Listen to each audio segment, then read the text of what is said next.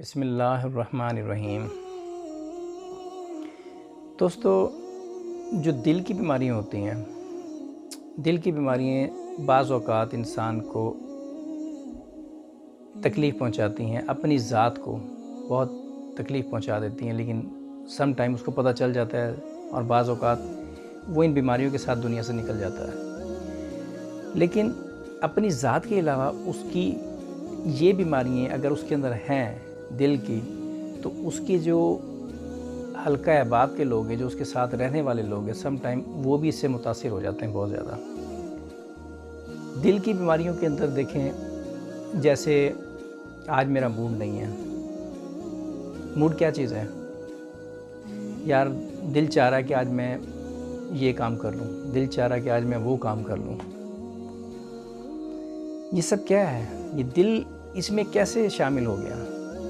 اس کا دل سے کیا تعلق ہے؟ اگر تعلق ہے اور تو ہم میں اس دل کو صفائی کیوں نہیں کی ہم نے؟ ہمیں پتہ ہے کہ ہم نماز نہیں پڑھیں گے تو ہم جہنم میں جائیں گے، اللہ تعالیٰ اس کا حساب ہم سے لے گا۔ لیکن اگر اللہ تعالیٰ یہ فرما دیں کہ تمہارے دل کو بھی ایک عقل سمجھ ہے، اور تب بھی ہم اس چیز کو نہ سوچیں، اور ہمیں یہ نہ پتہ چلے کہ دل کی بیماری کیا ہے، ہمیں یہ نہیں پتہ کہ دل کے اندر اچھائی کیا ہوتی ہے، ہمیں یہ نہیں پتہ کہ دل سمجھ کیسے سکتا ہے جو اللہ تعالیٰ فرما رہے ہیں۔ دل نہیں چاہ رہا میرا یہ کام کرنے کو، میرا موڈ نہیں ہے یہ کام کرنے کو۔ ان چیزوں کا ہماری زندگی سے کیا تعلق ہے، اور اس کا ہماری آخرت سے اور ہمارے معاشرے سے کیا تعلق ہے؟ کتنی امپورٹنٹ بات ہے آج، جس کا ہمیں بالکل اس کا شعور ہی نہیں ہے ہمیں۔ یعنی ہم یہ سمجھتے ہیں کہ ہم نے نماز پڑھ لینی ہے، ہم نے حج کر لینا، ہم نے زکوٰۃ دے دینی ہے، سب کچھ ہو گیا، آپ کو جو چاہیے تھا مل گیا۔ لیکن اللہ تعالیٰ یہ بھی فرما رہے ہیں کہ اپنے دل کی صفائی کرو۔ دل کی صفائی کیسے کی جائے؟ کیوں نہیں ہم اس کے اوپر غور کرتے کہ اللہ تعالیٰ کیا فرما رہے ہیں دل کے لیے؟ آج پھر سورہ الاعراف، یہ آیت نمبر 176، اور اللہ تعالیٰ فرما رہے ہیں، اور اگر ہم چاہتے تو ان آیتوں سے اس کے درجے کو بلند کر دیتے، مگر وہ تو پستی کی طرف مائل ہو گیا اور اپنی خواہش کے پیچھے چل پڑا۔ تو اس کی مثال کتے کی سی ہو گئی کہ اگر سختی کرو تو زبان نکالے اور یوں ہی چھوڑ دو تب بھی زبان نکالے۔ دونوں صورتوں میں آپ کتے کو ماریں گے یا اس کے ساتھ پیار کریں گے، اس نے زبان نکال کے رہنی ہے۔ یہی مثال ان لوگوں کی ہے جنہوں نے ہماری آیتوں کو جھٹلایا، تو ان سے یہ قصہ بیان کر دو تاکہ وہ فکر کریں۔ کتے کی مثال دی جا رہی ہے انسان کے ساتھ، کیوں؟ کیسے؟ کتے سے انسان کا کیا تعلق ہے؟ اب دوسری جگہ اللہ تعالیٰ فرما رہے ہیں، یہ آیت ہم پہلے پڑھ چکے ہیں، 179، اور ہم نے بہت سے جن اور انسان دوزخ کے لیے پیدا کیے ہیں، ان کے دل ہیں لیکن ان سے سمجھتے نہیں، اور ان کی آنکھیں ہیں مگر ان سے دیکھتے نہیں، اور ان کے کان ہیں پر ان سے سنتے نہیں، یہ لوگ بالکل چوپایوں کی طرح ہیں بلکہ ان سے بھی بھٹکے ہوئے، یہی وہ ہیں جو غفلت میں پڑے ہوئے ہیں۔ اب اللہ تعالیٰ فرما رہے ہیں کہ دل ہے اس سے سمجھتے نہیں، دماغ ہے اس سے سمجھتے نہیں۔ بات سمجھ میں آتی ہے؟ دماغ سمجھ رکھتا ہے، دماغ کے اندر وہ سینسز اللہ نے ڈالی ہوئی ہیں، وہ میکینزم اس کے اندر ہے جس سے وہ سوچ سکتا ہے۔ دل کے اندر بظاہر وہ میکینزم نظر نہیں آ رہا ہوتا ہمیں۔ دل کا کام کیا ہے؟ پمپ کرنا، بلڈ کو صاف کرنا۔ دل کے اندر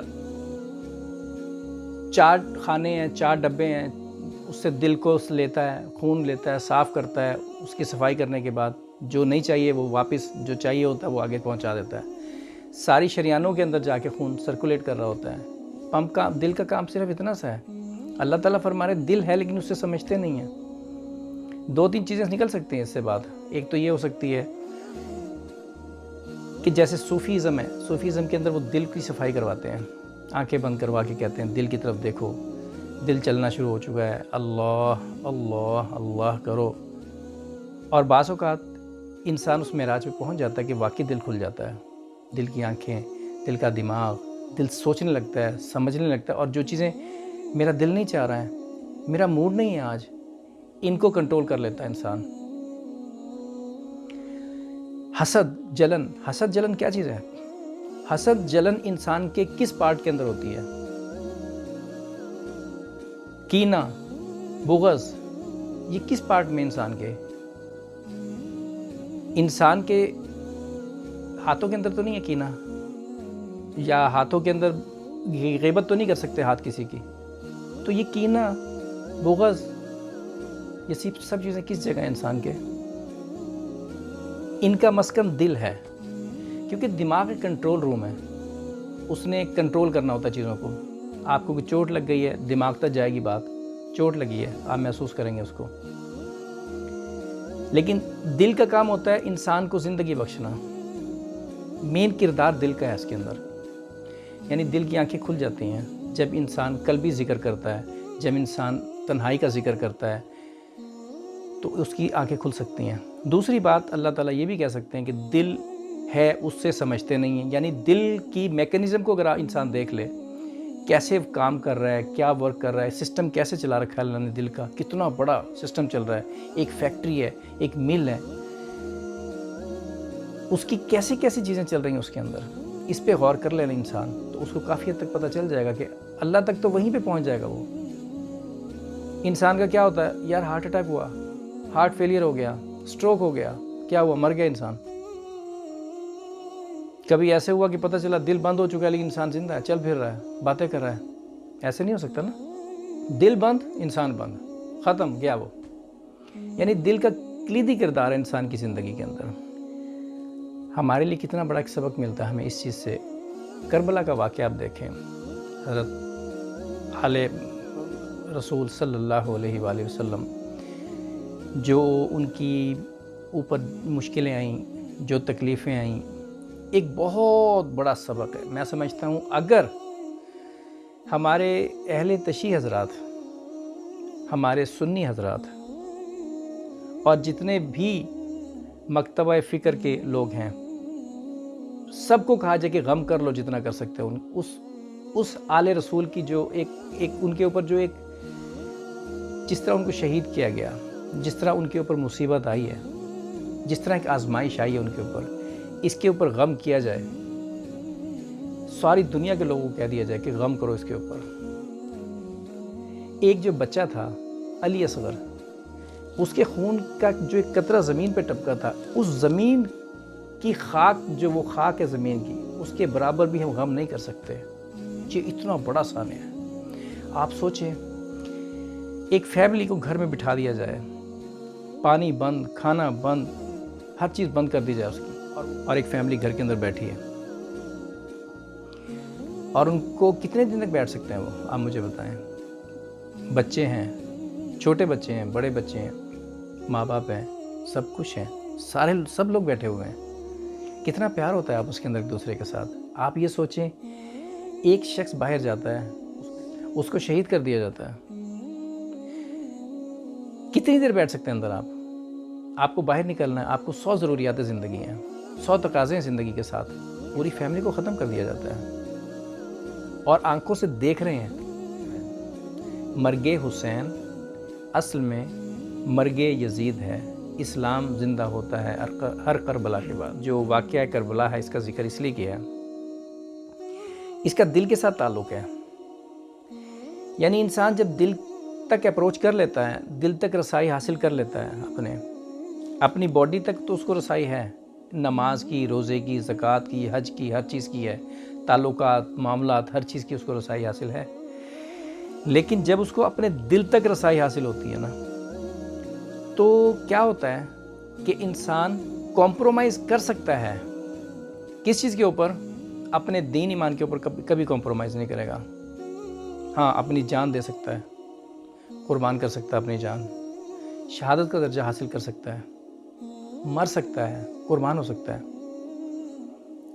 لیکن اپنی ایمان کے اوپر اپنے اوپر آنچ نہیں آنی چاہیے۔ یار کوئی ٹیلی فون آپ سے کرتا ہے، یار فلانی جگہ جانا ہے، یار ضروری کام ہے، پلیز چلو، یار میرا موڈ نہیں ہے۔ یہ کیا چیز ہے اصل میں؟ یہ موڈ کیا چیز ہوتی ہے؟ ایروگینس ہے ایک قسم کی۔ یہ تکبر کا ایک حصہ ہے، اور تکبر اس وقت تک ختم نہیں ہو سکتا ہے جب تک انسان اپنی ذات کو قربان نہ کرے۔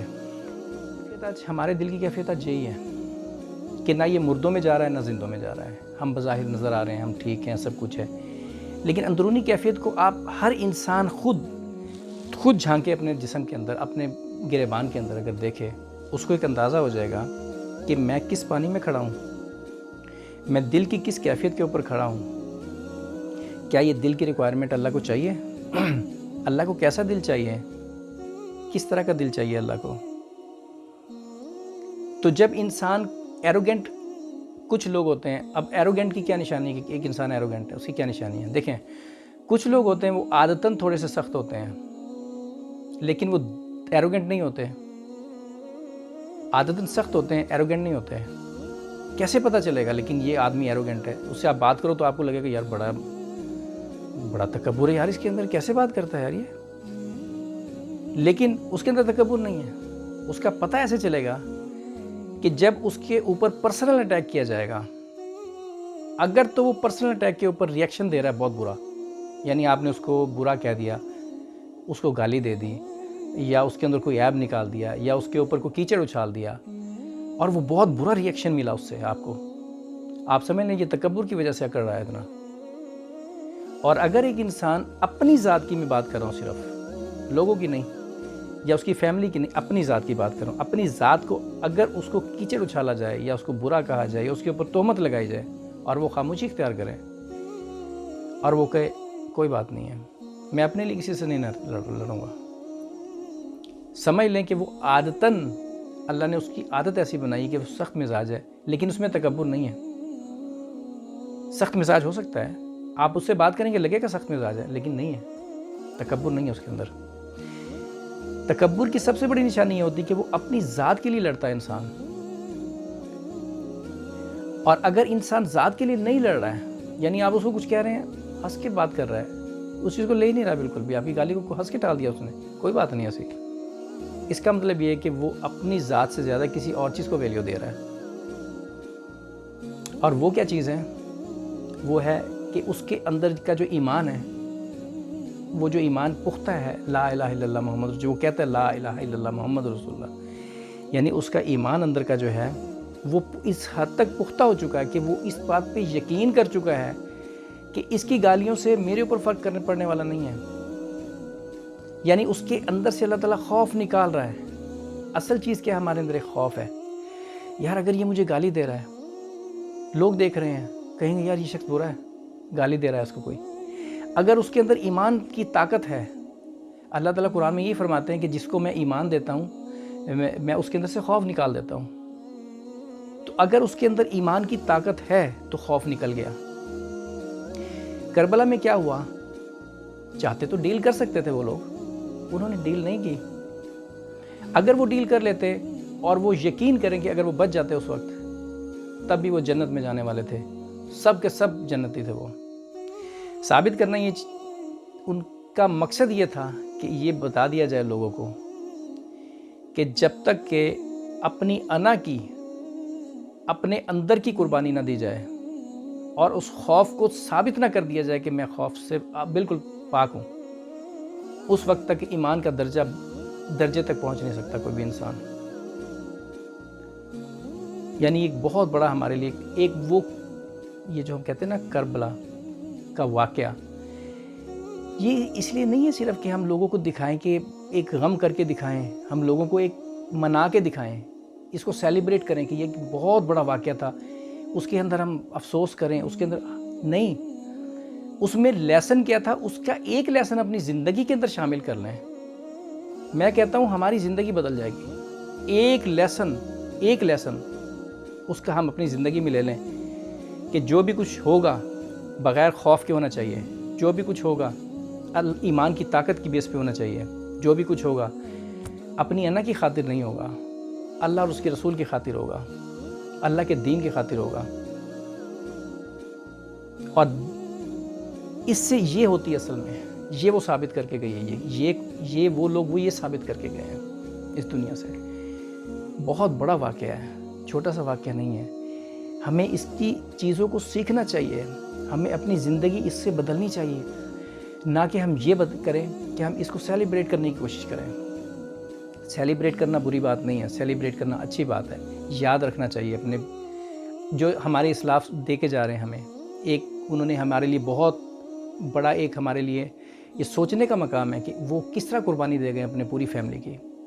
आज अगर किसी से कुर्बानी मांगी जाए, बड़े से बड़ा भी मोहब्बत करने वाला आशिक होगा, लेकिन कभी भी कुर्बानी देने से कहेगा नहीं यार इतनी नहीं हो सकती, नहीं करेगा, वो को देगा कुर्बानी। एक चीज़ सीख ली जाए उनसे कि अपने दिल को अपने ईमान के ताबे होना चाहिए, दिल के ताबे नहीं होना चाहिए। जब ये चीज़ समझ में आ जाएगी ना, मूड ख़त्म हो जाएगा, फिर मूड की बात ख़त्म हो जाएगी। आज मैं ये नहीं कर सकता, आज मैं वो नहीं कर सकता, छोड़ो यार ये नहीं करते, छोड़ो वो नहीं करते, ये चीज़ें निकल जाएंगी। फिर करें कि जो हमारी बॉडी है ये फ़िज़िकल बॉडी है। फ़िज़िकल बॉडी में ये होता है, जानवर की और सेम होती है, हमारे अंदर रूह है, अकल समझ है। अगर हम उस अकल समझ से अपने दिल की कैफियत को नहीं बदलेंगे, दिल की आंखें नहीं खोलेंगे, दिल के अंदर एक दिमाग है, उसको दिमाग को जब तक झंझोड़ेंगे नहीं हम, उस वक्त तक हम इंसानों की कैटेगरी में नहीं आ सकते।